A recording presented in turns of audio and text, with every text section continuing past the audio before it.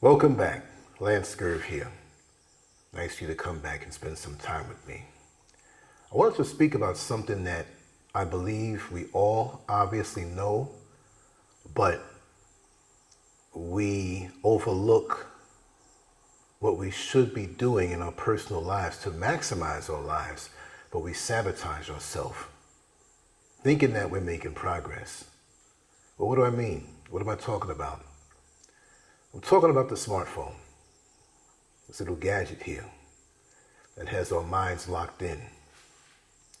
Sure, we've made progress by being able to speak with people instantly, share documents, ideas, news. We don't have to go through as many channels as we had to make a long distance phone call. We can voicemail someone in the middle of the night. If they have their phone off, it's not going to wake them up. We can text message immediately. But I think this has eroded our lives. It's taken away. It's leached a lot. And our quality of life our mental health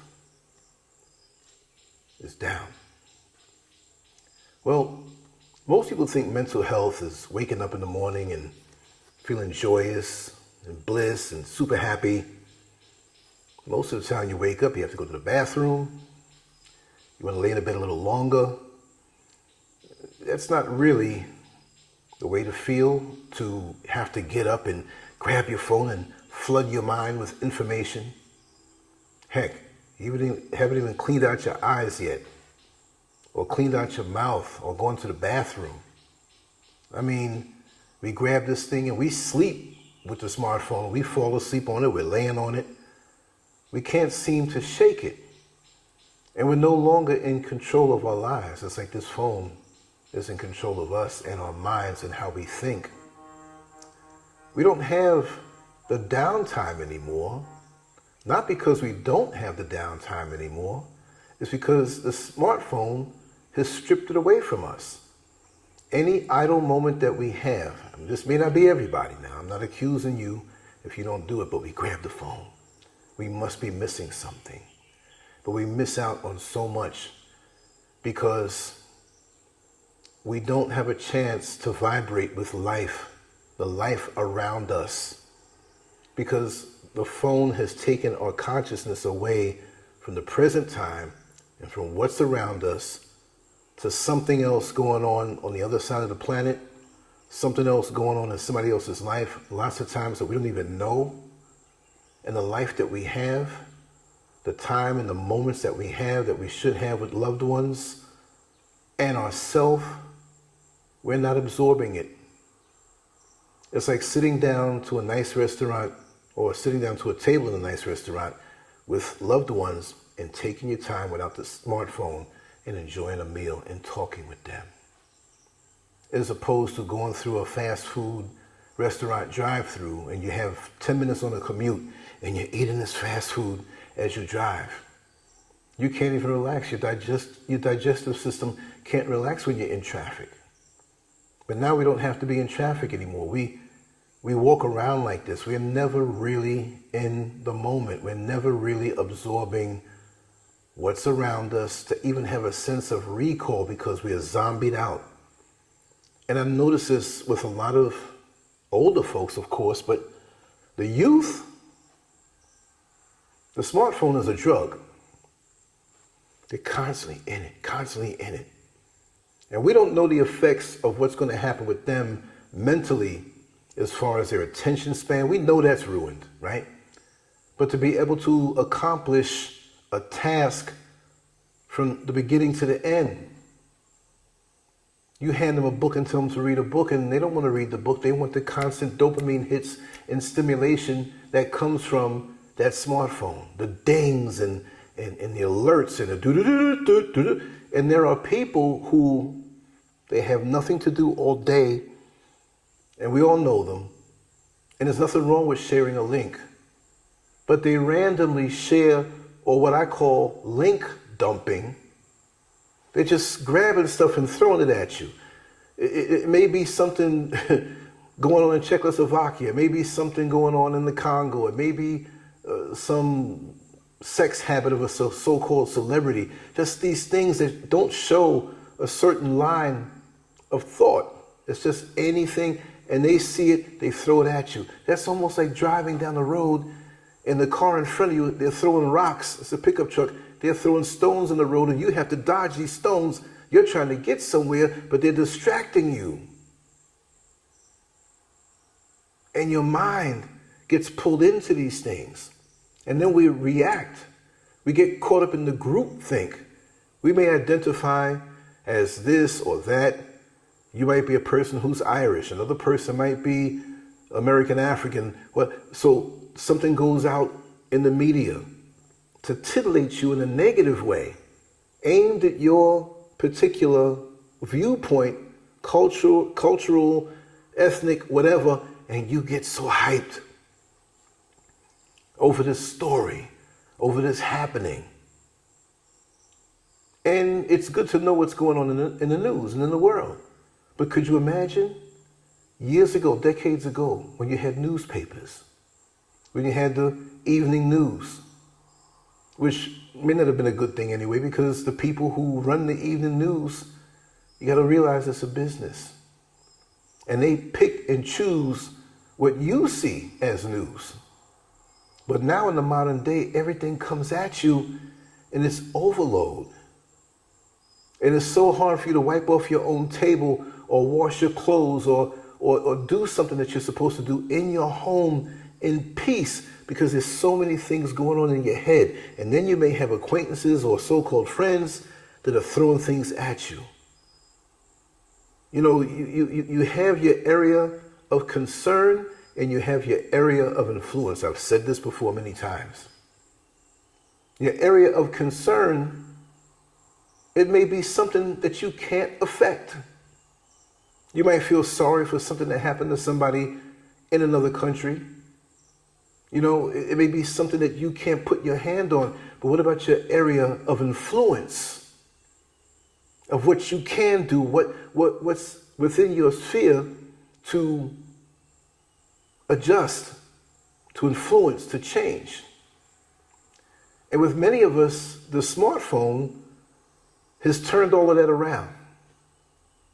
We are so caught up in the area of concern of things we can't touch. You sitting up all night mad at something, or somebody said something, or there's something going on.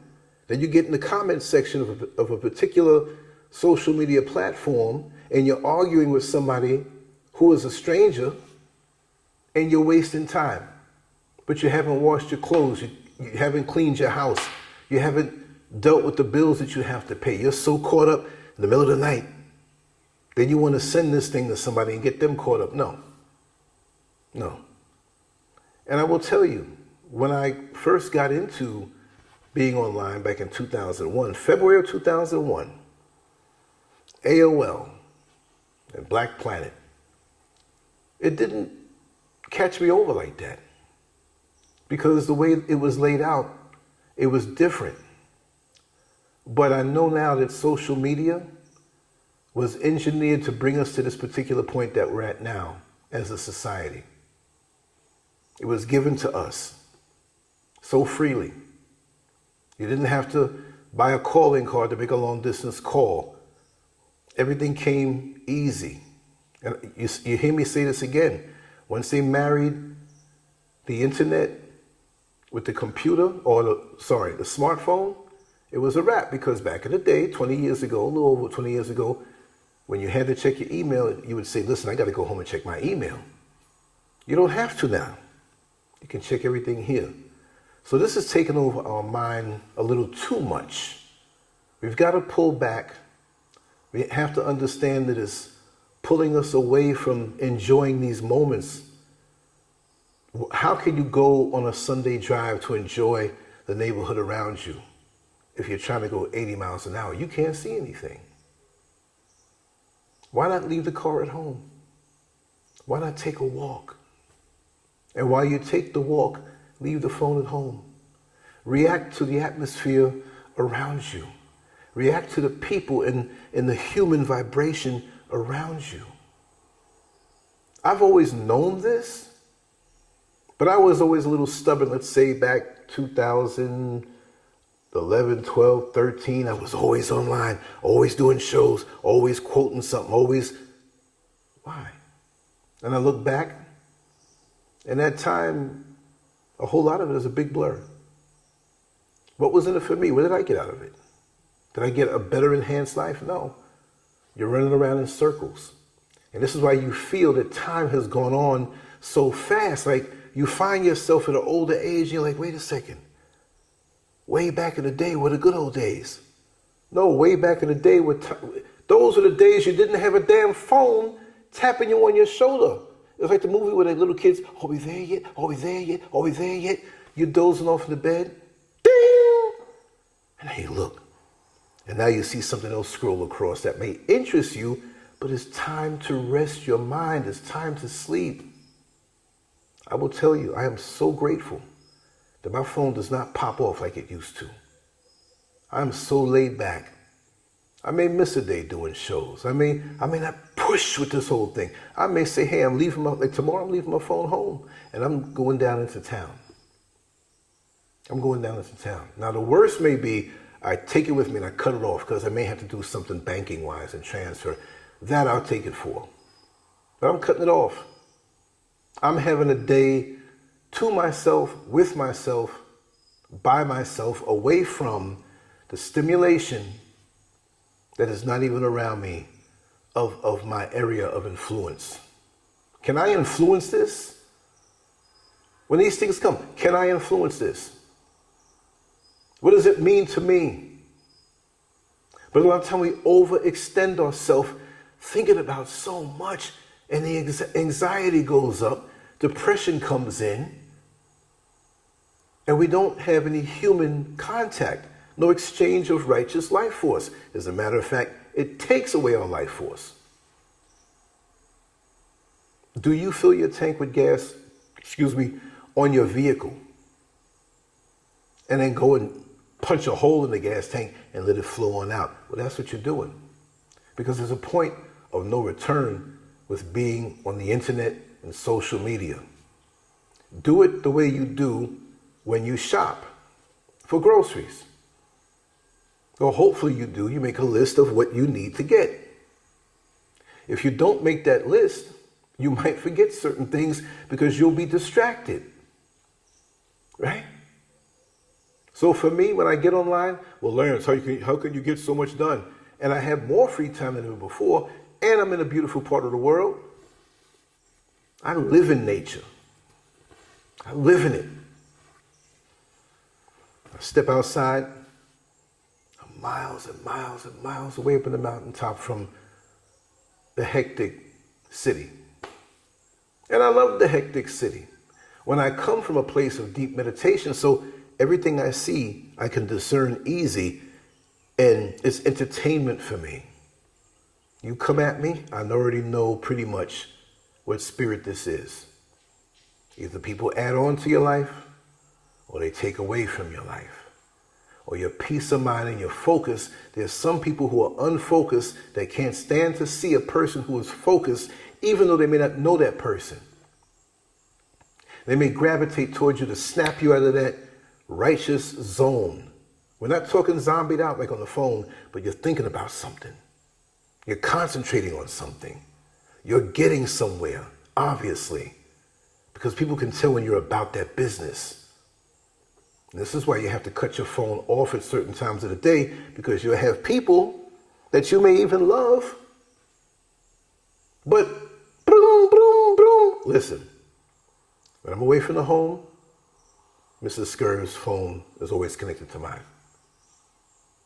My dear life influencer, life trainer, custom model, always open.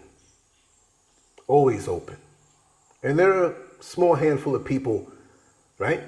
But other than that, I am not opening up my floodgates like that no more. I'm not doing it.